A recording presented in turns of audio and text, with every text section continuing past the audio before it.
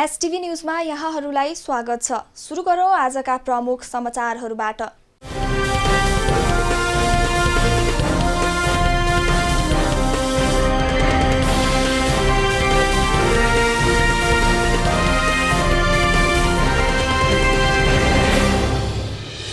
बाँकीको Nepalgunj medical कलेजमा उपचारको क्रममा मृत्यु भएकी 46 वर्षीय महिलामा कोरोना संक्रमण पुष्टि। बाँकीमा कोरोना भाइरसबाट मृत्यु हुने उनी दोस्रो व्यक्ति हुन् भने नेपालमा कोरोना संक्रमणबाट मृत्यु हुनेको संख्या 20 पुग्यो।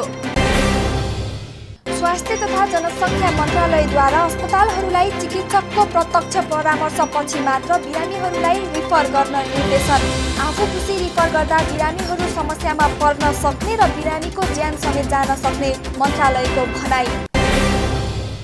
धुलीखेल नगरपालिकाले आफ्नो क्षेत्रका व्यवसायीसँग लकडाउन अवधिको कर नलिने। नगरले 70 वर्ष नागेका ज्येष्ठ नागरिक तथा 60 वर्ष माथिका सबै दलित परिवारका सदस्यहरूको रु 50,000 सम्मको 1 वर्षे निर्जीवन कोरोना बिमा गरिदिने निर्णय। डेक्सामेथासोन नामक औषधिले कोरोना भाइरसका कारण गम्भीर बिरामी भएका व्यक्तिहरूको जीवन जोगाउन मद्दत गर्ने युकेका विज्ञहरूको भनाई। सस्तो र आम रूपमा पाइने भएकाले गरिब मुलुकहरूलाई समेत सजिलो हुने विज्ञहरूको निष्कर्ष।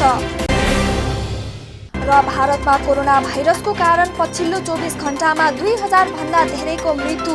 यसैसँग भारतमा हालसम्म कोरोना भाइरसका कारण 11,900 भन्दा बढीको मृत्यु।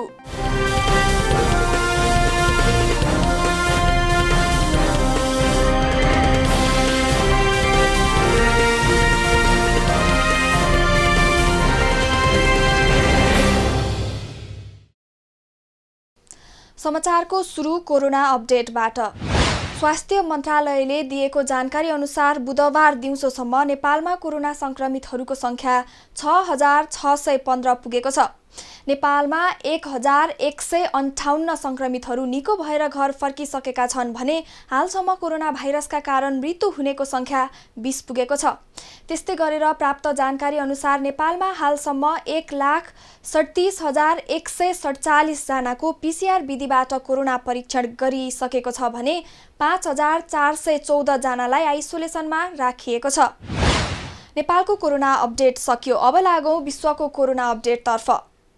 विश्वमा सबैभन्दा प्रभावित मुलुक अमेरिकामा हालसम्म 22,08,400 जना संक्रमितहरू भेटिसकेका छन् भने 1,19,000 भन्दा बढीको मृत्यु भइसकेको छ। त्यस्तै गरेर दोस्रो प्रभावित मुलुक ब्राजिलमा 9,23,000 भन्दा बढी संक्रमितहरू छन् भने मृत्यु हुनेको संख्या 45,000 भन्दा बढी रहेको छ। त्यस्तै गरेर तेस्रो प्रभावित मुलुक रसियामा 5,45,000 भन्दा बढी संक्रमितहरू छन् भने 7,000 भन्दा बढीको मृत्यु भइसकेको छ। त्यस्तै गरेर चौथो प्रभावित मुलुक भारतमा हालसम्म 3,58,000 भन्दा बढी संक्रमितहरू भेटिसकेका छन् भने हालसम्म भारतमा कोरोना भाइरसका कारण 11,900 भन्दा बढीको मृत्यु भइसकेको छ। कोरोना अपडेट सकियो। अब समाचार विस्तारमा। बाँकेको नेपालगञ्ज मेडिकल कलेजमा उपचारको क्रममा मृत्यु भएकी 46 वर्षीय महिलामा कोरोना संक्रमण पुष्टि भएको छ। बैजनाथ गाउँपालिका 6 की महिलाको नेपालगञ्ज मेडिकल कलेज तथा शिक्षण अस्पताल कोहलपुरको आइसियुमा सोमबार साँझ 6:30 बजेतिर मृत्यु भएको हो। ती महिलाको मंगलबार साँझ कोरोना रिपोर्ट पोजिटिभ आएको बाँकेका प्रमुख जिल्ला अधिकारी रामबहादुर कुरुम वाङले जानकारी दिनुभएको छ। उनी निमोनियाले पीडित भई स्वास्थ्य गम्भीर हुँदै गएपछि जेठ 30 गते अस्पताल भर्ना भएकी थिइन्। बाँकेमा कोरोना भाइरसबाट मृत्यु हुने उनी दोस्रो व्यक्ति हुन्। यसअघि जेठ 4 गते बाँकेको नरैनापुर गाउँपालिका 5 का 25 वर्षीय युवकको कोरोनाबाट मृत्यु भइसकेको थियो। यो सँगै नेपालमा हालसम्म कोरोनाबाट मृत्यु हुनेको संख्या 20 पुगेको छ। पछिल्लो समय विभिन्न अस्पतालहरूले बिरामीहरूलाई कोरोनाको आशंकामा भर्ना लिन नमान्ने र सिधै अर्को अस्पतालमा रिफर गर्ने गरेकाले स्वास्थ्य तथा जनसङ्ख्या मन्त्रालयले अस्पतालहरूलाई चिकित्सकहरूको प्रत्यक्ष परामर्शपछि मात्र बिरामीहरूलाई रिफर गर्न निर्देशन दिएको छ। अस्पतालहरूले आफू खुसी रिफर गर्दा बिरामीहरू समस्यामा परेको भन्दै मन्त्रालयले सो कुराप्रति आफ्नो ध्यानाकर्षण भएको जनाएको छ। बिरामीहरूले उपचार पाउन 2-4 वटा अस्पतालहरूमा जान पर्ने बाध्यता भएको र सो क्रममा समयमा आवश्यक उपचार नपाई मृत्यु समेत भएको घटनाप्रति गम्भीर ध्यानाकर्षण भएको समेत मन्त्रालयले जनाएको छ। त्रिभुवन विश्वविद्यालय चिकित्सा शास्त्र अध्ययन संस्थान IOM को रिक्त डिन पदका लागि 3 जनाको नाम सिफारिस भएको छ। प्राध्यापक डाक्टर प्रेम ग्यावलीको संयोजकत्वमा गठित सर्च कमिटीले मङ्गलबार त्रिवी कार्यकारी समक्ष प्राध्यापक डाक्टर प्रदीप वैद्य, प्राध्यापक डाक्टर दिव्या सिंह शाह र प्राध्यापक डाक्टर उक्तम कृष्ण श्रेष्ठको नाम सिफारिस गरिएको छ। अब वरिष्ठता, भिजन, अनुभव, कार्य अवधि लगायतका विभिन्न मापदण्ड तय गरी उपयुक्त पात्रलाई छनौट गरिने समेत बताइएको छ। गत 22 जेठमा प्राध्यापक डाक्टर जगदीश अग्रवालको अवकाशसँगै त्रिवी IOM को डिन पद खाली रहेको थियो।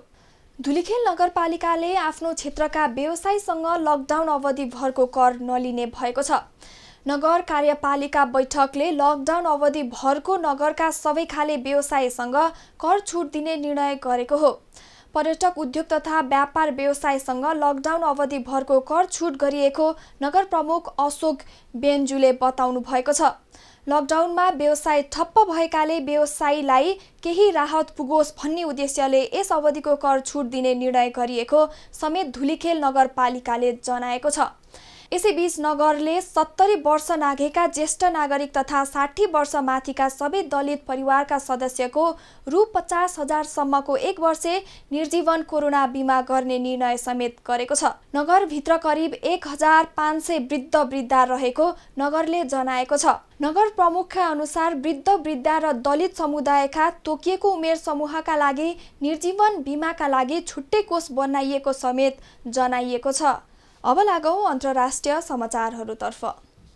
एउटा सस्तो र आम रूपमा पाइने डेक्सामेथासोन नामक औषधिले कोरोना भाइरसका कारण गम्भीर बिरामी भएका व्यक्तिहरूको जीवन जोगाउन मद्दत गर्ने युकेका विज्ञहरूले बताएका छन्। कम मात्रामा दिइने उक्त स्टेरोइड औषधिलाई हालसम्म घातक देखिएको कोरोना भाइरसको लडाईँमा उल्लेख्य उपलब्धि मानिएको छ। यसले भेन्टिलेटरमा राखिएका बिरामीहरू 8 जनामा 1 जना र अक्सिजन दिएका 25 जनामा 1 जनाको जीवन जोगाउने देखिएको छ। कोरोना भाइरसको जारी उपचार विधिबारे विश्वभरि गरिएका ठूला परीक्षणहरूको यो औषधि पनि एउटा हिस्सा रहेको थियो। युकेका अनुसन्धानकर्ताहरूले यदि उक्त औषधि सुरुदेखि युकेमा पाइएको भए 5000 जीवन जोगिन सक्ने समेत बताएका छन्। यो औषधिको मूल्य सस्तो रहेको र यसले उच्च संख्यामा कोभिड-19 का बिरामीहरू देखिएका गरिब देशहरूलाई ठूलो राहत दिन सक्ने समेत बताएका छन्। कोभिड-19 को संक्रमण देखा परेपछि भेन्टिलेटरमा राख्नु परेका आधा बिरामीको ज्यान गइसकेको वर्तमान सन्दर्भमा उक्त जोखिमलाई 1/3 घटाउनुलाई ठूलो उपलब्धि समेत मानिएको छ। सघन कक्षमा राखिएका व्यक्तिहरूलाई नशा मार्फत उक्त औषधि दिइन्छ भने कम गम्भीर बिरामीहरूलाई चक्कीका रूपमा दिइने गरिएको छ। अहिलेसम्म यो बाहेक इबोला भाइरस नियन्त्रणका लागि बिरामीहरूलाई दिइएको रेमडेसिभिर नामक औषधिले कोभिड-19 का बिरामीहरूलाई फाइदा पुर्याउने देखिएको छ। त्यसैले कोभिड-19 को लक्षण रहने अवधिलाई 15 दिनबाट घटाएर 11 मा झार्ने देखिन्छ। तर त्यसबाट मृत्युदर घटेको या नघटेको बलियो प्रमाण भन्ने नदेखिएको विज्ञहरू बताउँछन्। विश्वकै कोरोनाबाट दोस्रो प्रभावित मुलुक ब्राजिलमा एकै दिन कोरोना भाइरसका करिब 35,000 नयाँ संक्रमित फेला परेका छन्। ब्राजिलको स्वास्थ्य मन्त्रालयले मङ्गलबार दिएको जानकारी अनुसार पछिल्लो 24 घण्टामा ब्राजिलमा 34,918 नयाँ संक्रमित फेला परेका हुन्। ब्राजिलको लागि यो एकै दिनमा भेटिएका अहिलेसम्मकै सबैभन्दा धेरै संक्रमितको संख्या हो। यससँगै ब्राजिलमा कोरोना भाइरस संक्रमितको संख्या पनि 9,23,189 पुगेका छन्। त्यस्तै ब्राजिलमा कोरोना भाइरसका कारण मृत्यु हुनेको संख्या पनि 45,000 नागिसकेको छ। पछिल्लो 24 घण्टामा मात्र ब्राजिलमा कोरोना भाइरसका कारण 1,282 जनाको मृत्यु भएको हो। ब्राजिलमा लकडाउन खुकुलो बनाएसँगै कोरोना भाइरसका संक्रमित समेत बढ्दै गएका छन् भने मृत्यु हुनेको संख्या पनि बढिरहेको छ। भारतमा कोरोना भाइरसको कारण पछिल्लो 24 घण्टामा 2000 भन्दा धेरैको मृत्यु भएको छ। भारतको स्वास्थ्य मन्त्रालयको तथ्याङ्क अनुसार पछिल्लो 24 घण्टामा भारतमा कोरोना भाइरसबाट 2003 जनाको मृत्यु भएको हो। यसैसँग भारतमा कोरोना भाइरसको कारण मृत्यु हुनेको सङ्ख्या 11,903 पुगेको छ।